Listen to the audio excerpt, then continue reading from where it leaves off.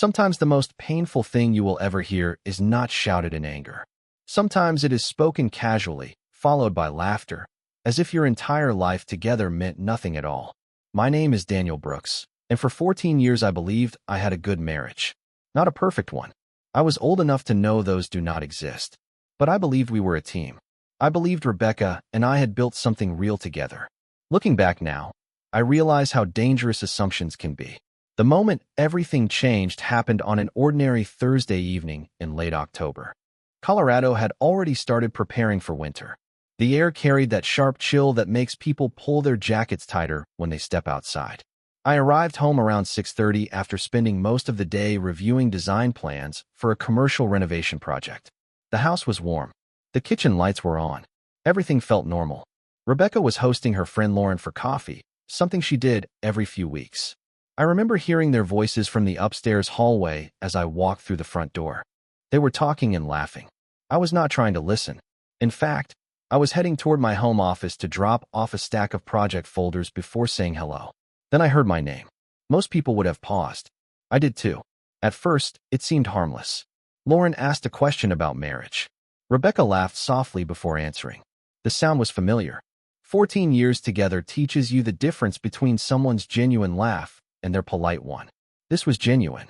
Then she said something that stopped me in place. Honestly, every day with him was regret. For a second, I thought I had misunderstood. My mind searched for another explanation. Another him. Another story. Another context. But there was none. Lauren gave a surprised laugh. You cannot be serious. Rebecca answered immediately. I am. If I knew then what I know now, I never would have married him. The hallway suddenly felt smaller.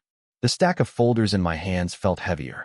I stood there staring at the hardwood floor while the words echoed inside my head. 14 years. Thousands of mornings. Thousands of dinners. Holidays. Vacations. Family celebrations. Difficult seasons. Successful seasons. Every memory I could think of seemed to collide with that single sentence. I wish I knew before marriage. Looking back, I should have walked away from the hallway. I should have made noise and announced my arrival. Instead, I stayed frozen where I was. Lauren asked another question. Does he know you feel that way? Rebecca laughed again. Of course not. The answer hurt even more than the first comment. Not because she regretted marrying me.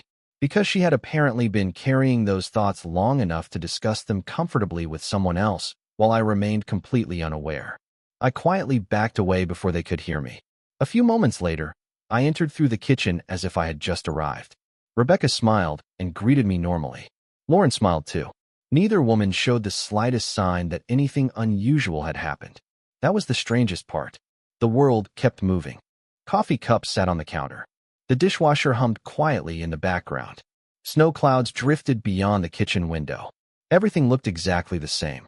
Yet nothing felt the same anymore. At the time, I thought those words were the worst thing I would ever hear about my marriage. I was wrong. What I discovered afterward would make that conversation feel like only the beginning. That night, I barely slept. Rebecca lay beside me breathing steadily while I stared at the ceiling, replaying every word I had heard in the hallway. The house was silent except for the occasional sound of wind brushing against the windows. Colorado winters have a way of making everything feel still. Normally, I found that comforting. That night, it felt unbearable. Every time I closed my eyes, I heard the same sentence again. Every day with him was regret. Looking back now, I think the hardest part was not the statement itself. It was realizing how completely different my version of our marriage had been from hers. For 14 years, I believed we were building something together. Not because life had been easy. It had not.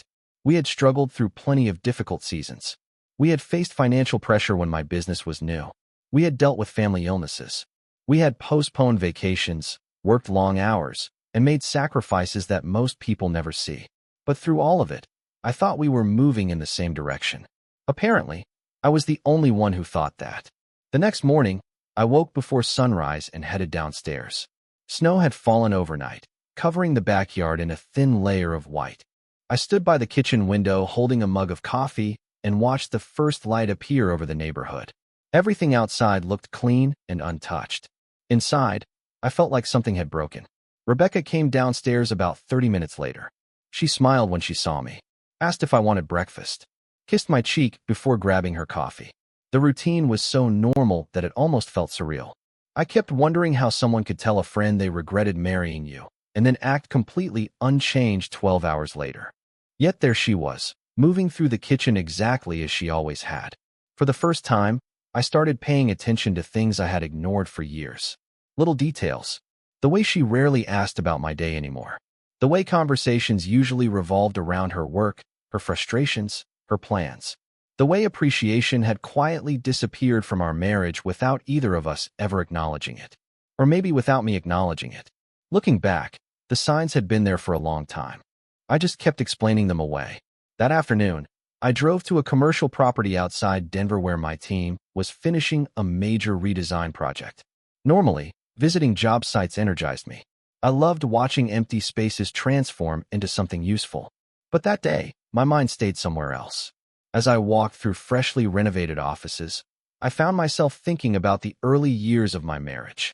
Back when Rebecca and I lived in a small apartment and counted every dollar. Back when she celebrated every new client I landed as if it were her own victory. Back when she used to tell people how proud she was of me. Somewhere along the way, that version of us disappeared. The question that haunted me was simple. Had it disappeared gradually, or had I simply refused to notice? At the time, I thought I was searching for answers.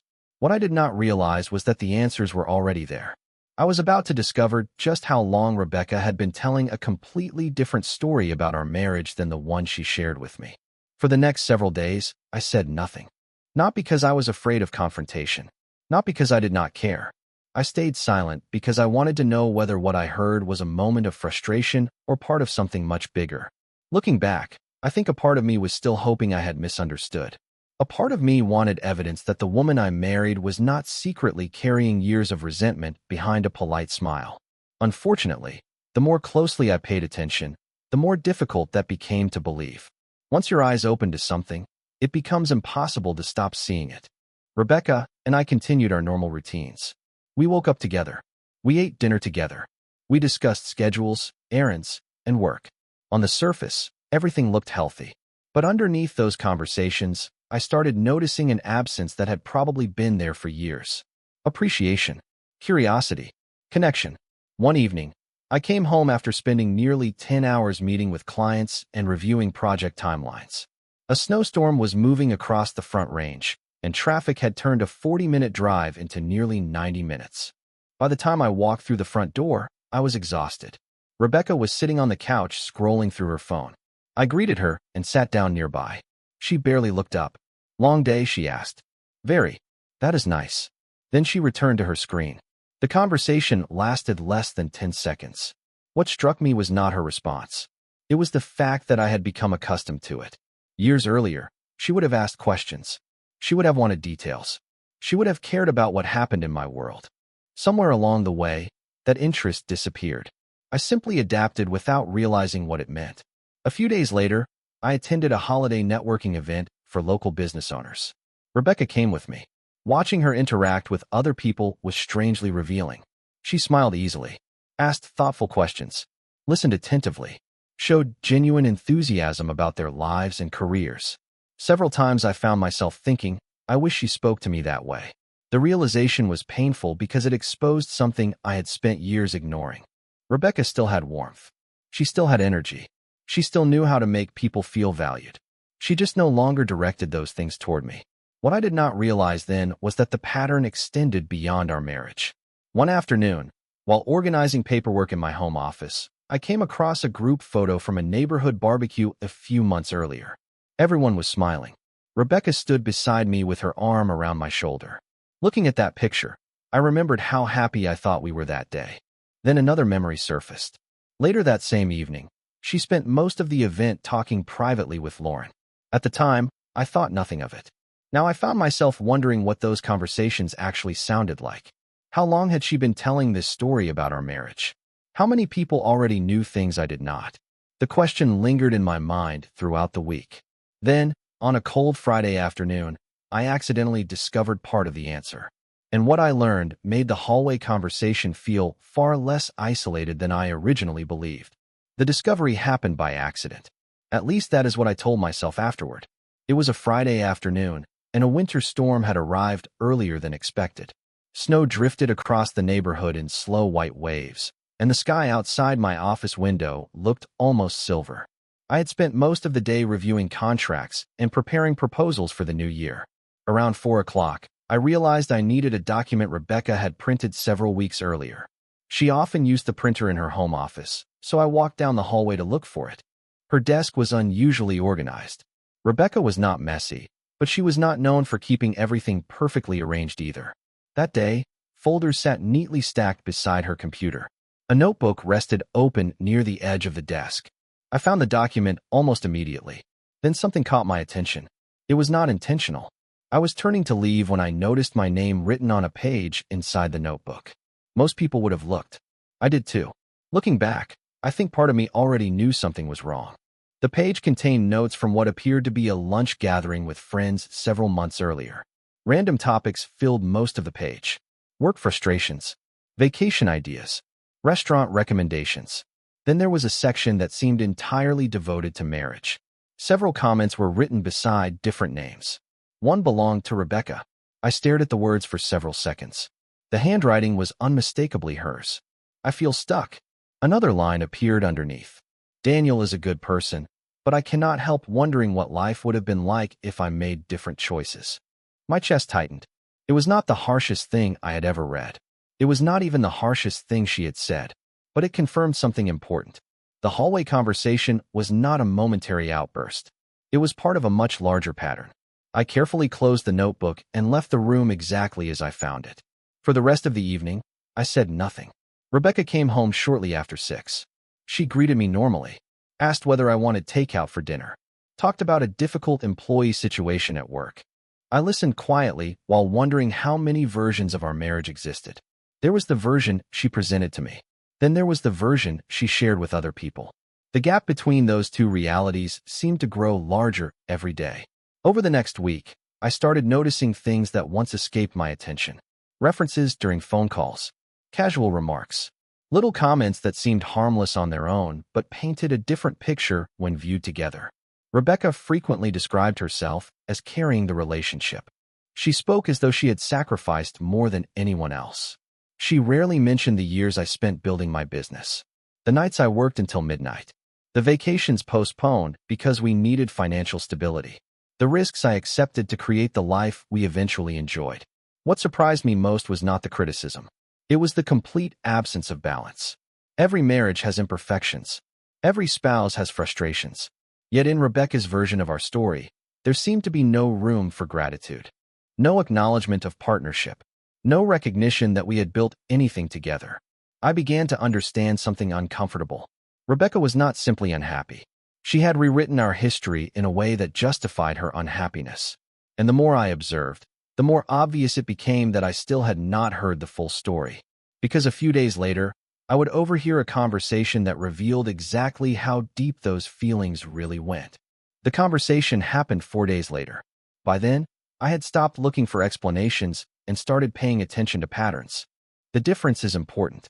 When you look for explanations, you still hope to be reassured. When you study patterns, you prepare yourself for the truth.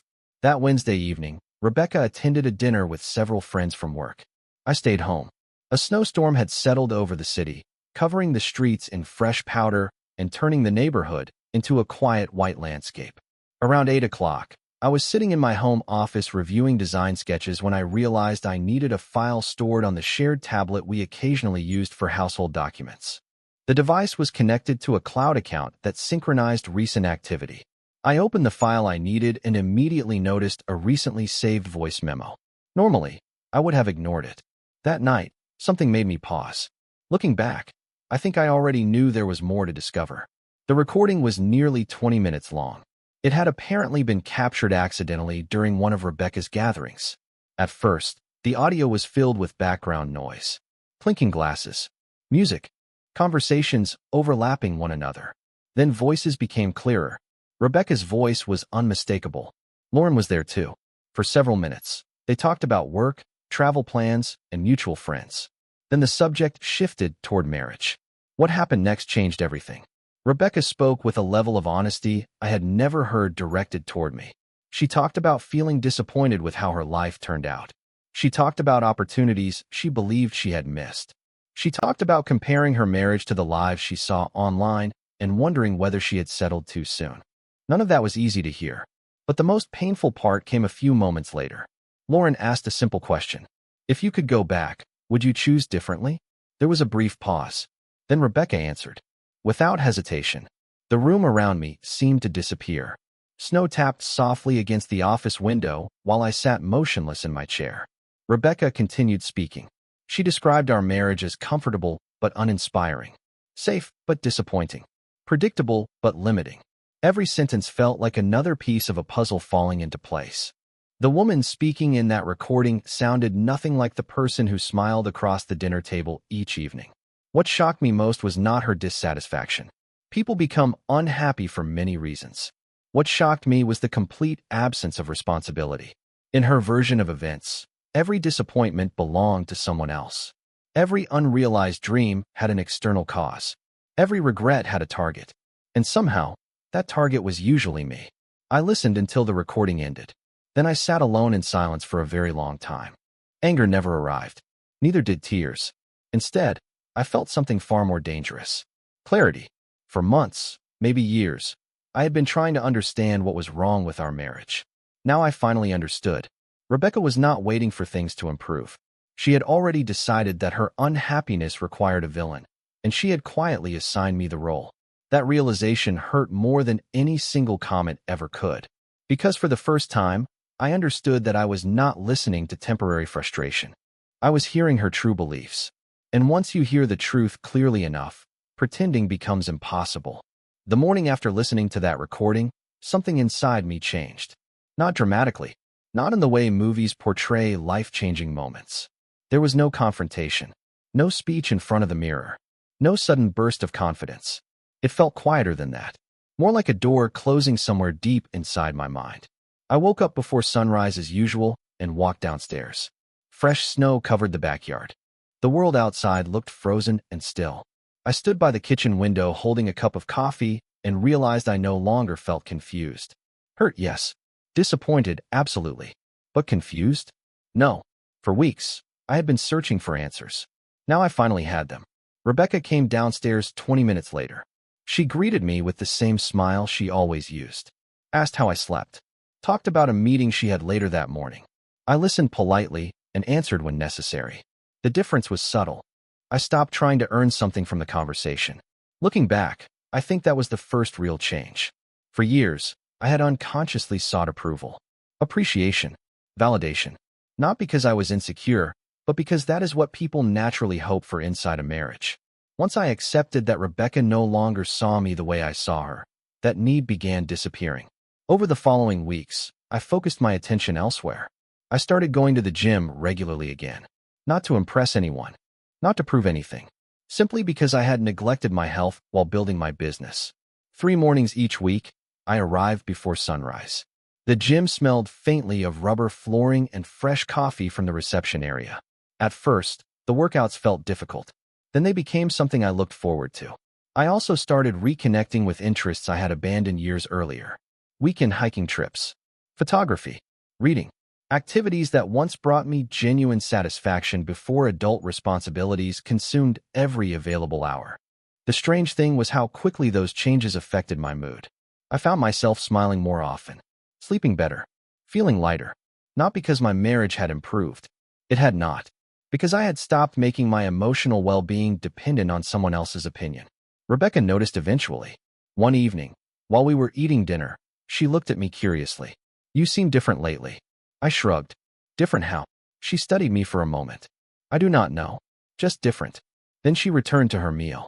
The conversation lasted less than 30 seconds. Yet it stayed with me. For years, she barely noticed my efforts to support our life together. Now she noticed the moment I stopped centering my world around her reactions. Looking back, that irony still amazes me. As winter progressed, the distance between us became more noticeable. Not because I was withdrawing emotionally. Because I was no longer chasing connection that only existed on one side. I remained respectful, kind, responsible, but I stopped overextending myself to create closeness where none was being returned. What I did not realize then was that Rebecca was beginning to feel something unfamiliar. For years, she assumed I would always remain exactly where she left me. Always available. Always waiting. Always trying. Soon she would discover that the version of me she took for granted was quietly disappearing. And for the first time, that realization was going to make her uncomfortable. The first signs appeared in small moments. The kind people usually ignore until they start adding up. By February, Colorado was beginning to thaw. Snow still covered parts of the landscape, but warmer days were becoming more common. The neighborhood looked different. So did my life. I had settled into new routines that no longer revolved around trying to maintain a version of marriage that only seemed to exist in my imagination. My business was thriving. Several major commercial projects were moving forward ahead of schedule. I was exercising regularly, sleeping better, spending weekends hiking trails I had not visited in years. For the first time in a long while, I felt present in my own life. Rebecca noticed. At first, she asked casual questions. Why was I leaving the house earlier? Why was I spending more time outdoors? Why was I suddenly interested in activities I had not mentioned for years? I answered honestly. There was nothing secretive about what I was doing. Yet the more comfortable I became, the more unsettled she seemed. Looking back, I think she expected my world to remain centered around her indefinitely. When that stopped happening, it disrupted assumptions she did not even realize she held. One Saturday morning, I returned from a hike in the foothills west of Denver. The sky was clear. The mountains looked sharp against the horizon. I walked through the front door feeling refreshed in a way I had not experienced for years. Rebecca was sitting at the kitchen island drinking coffee. She looked up as I entered. "You seem happy lately," she said. There was something unusual in her voice. Not criticism, not approval, curiosity. I smiled. "I feel good." She nodded slowly. "That is nice." Then she stared into her coffee cup for several seconds. The conversation ended there, but I could tell something was changing. Over the following weeks, she became more attentive. Small things at first. Asking about my projects. Showing interest in my schedule. Starting conversations she normally would have ignored. A year earlier, I would have welcomed those efforts enthusiastically. Now they felt different. Not because I was angry, because I had already detached myself from needing them. The shift was subtle but important. One evening, we attended a neighborhood gathering. Several friends commented on how energized I seemed. One asked about a recent project. Another asked about my hiking trips. The conversations were pleasant and ordinary. Yet throughout the evening, I noticed Rebecca watching from across the room. Not constantly, just enough for me to notice. Later that night, while driving home, she asked a question that surprised me. "Are you happy, Daniel?" I glanced at the road ahead. Streetlights reflected across the windshield as we moved through the quiet suburban streets. "Yes," I answered. It was the truth. For several moments, neither of us spoke. Then she turned toward the window and stared into the darkness outside. Looking back, I think that was the moment she realized something important. The version of me she always expected to remain available was gone. Not through anger, not through revenge, through growth. And the more she sensed that change, the more uncomfortable she became. What she did not know was that her discomfort was only beginning. Because very soon, she would be forced to confront a reality she had spent years avoiding. By early spring, the atmosphere inside our house had changed completely. Not because of any argument. We still had not discussed what I heard in the hallway. We still had not discussed the recording. Rebecca had no idea I knew how she truly felt. Yet somehow, she sensed that something fundamental had shifted. The difference was impossible to ignore. For years, I had been the person constantly investing energy into the relationship. Planning weekends. Starting conversations. Looking for ways to create connection. When I stopped carrying that responsibility alone, the silence became much harder to hide. One evening in March, I came home later than usual after meeting with a potential client in Colorado Springs. The project was promising, and I spent most of the drive back thinking about design concepts and timelines. When I walked through the front door, I found Rebecca waiting in the kitchen. Not literally waiting, but standing there with a look that suggested she had been thinking about something all day. "You seem busy lately," she said. I smiled. "Work has been good." She nodded. "You are gone a lot more." The comment surprised me. For years, my schedule had been just as demanding. The only difference now was that my life no longer revolved around reporting every detail of it. "I suppose I am," I replied. She looked disappointed by the short answer. Looking back, I think she expected a longer conversation.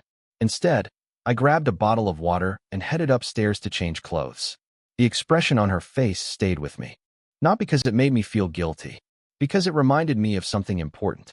Rebecca was beginning to experience the same emotional distance I had lived with for years. Over the following weeks, her efforts became more noticeable. She suggested dinner outings, asked whether I wanted to take a weekend trip, started conversations about memories from earlier years of our marriage. None of these things were bad. Under different circumstances, they might have been encouraging. The problem was that they arrived after something inside me had already changed. Once you stop seeking validation from someone, their approval loses much of its power. One Saturday afternoon, I was organizing equipment in the garage when Rebecca walked in carrying 2 cups of coffee. She handed one to me and leaned against the workbench. For several moments, neither of us spoke. Then she asked a question that revealed more than she probably intended. "Are we okay?" The words hung in the air between us. I looked at her carefully. For the first time in months, she seemed uncertain. Vulnerable, even. I considered giving a simple answer. Instead, I asked, "Why would you think we are not?" She hesitated. "I do not know. It just feels like you were somewhere else lately." Somewhere else. The irony nearly made me laugh. For years, I had felt emotionally alone while sitting beside her. Now she was finally noticing the distance. The difference was that I had learned how to live without needing her to close it. That evening, after she went to bed, I sat alone on the back patio watching the last light fade behind the mountains. The air was cool but comfortable. The neighborhood was quiet. For the first time, I allowed myself to acknowledge a truth I had been avoiding. Rebecca was afraid, not of losing the marriage itself. She was afraid of losing the version of me that had always been available regardless of how little appreciation I received in return. And deep down, I knew she was about to realize something even more unsettling. The man she thought would always stay exactly where she left him had already started building a future that no longer depended on her. A few weeks later, Rebecca finally asked the question both of us had been avoiding. It happened on a quiet Sunday afternoon in April. The snow was gone. The trees throughout the neighborhood had started turning green again. I was sitting on the back patio reviewing notes for an upcoming project when she stepped outside and closed the sliding door behind her. There was something different about her expression. The uncertainty I had noticed over the previous months was now impossible to hide. She sat across from me and folded her hands together. For several moments, neither of us spoke. Then she took a deep breath. "I feel like I am losing you." The words settled between us. Strange as it sounds, I felt no satisfaction hearing them. Months earlier, I probably would have. Months earlier, I had wanted her to notice the distance. Wanted her to understand the loneliness I had been carrying. But by then, something had changed. I no longer needed validation from someone who had spent years questioning my worth behind my back. I looked at her calmly. "Why do you think that?" I asked. Rebecca stared down at the table before answering. "Because you are different." There it was again. Different. The same word she had used months earlier. The same word that kept appearing whenever she noticed I was no longer organizing my life around her approval. She talked for several minutes after that. About feeling disconnected. About missing the way things used to be. About wanting us to feel close again. I listened respectfully. Then, for the first time, I told her the truth. Not all of it. Not about the hallway conversation. Not about the recording. Those details no longer mattered. Instead, I told her something simpler. I explained that people eventually stop reaching for connection when their efforts are consistently ignored. I explained that appreciation matters. Respect matters. Partnership matters. Most importantly, I explained that relationships cannot survive when only one person is investing in them emotionally. Rebecca was silent for a long time. Tears never came. Neither did anger. Just silence. Looking back, I think she finally understood that this conversation was not about one argument or one misunderstanding. It was about years. Years of assumptions. Years of neglect. Years of believing I would always remain exactly where she left me. The sun slowly lowered behind the mountains as we talked. The air remained cool and comfortable. When the conversation finally ended, neither of us had a dramatic conclusion to offer. Life rarely works that way. Sometimes the biggest changes happen quietly. In the weeks that followed, Rebecca made efforts to reconnect. Some were sincere. Some were overdue. I appreciated them, but I also recognized a difficult truth. Growth changes people. Once you learn to value yourself properly, You stop accepting relationships built entirely on unequal effort. Whether our future ultimately stayed together or moved in separate directions became less important than one lesson I carried forward. Never build your entire identity around earning someone else's approval. The moment you do, you hand them power they were never meant to have. Today, when I look back on that chapter of my life, I no longer think about regret. I think about clarity. Because sometimes the most painful discoveries end up teaching the most valuable lessons. And in the end, that lesson gave me something I had not felt in years: peace. If you made it all the way through this story, what are your thoughts? Would you have handled the situation the same way, or would you have chosen a different path? Let us know in the comments. And if you enjoy stories about resilience, self-respect, and personal growth, consider subscribing so you can join us for more journeys like this in the future.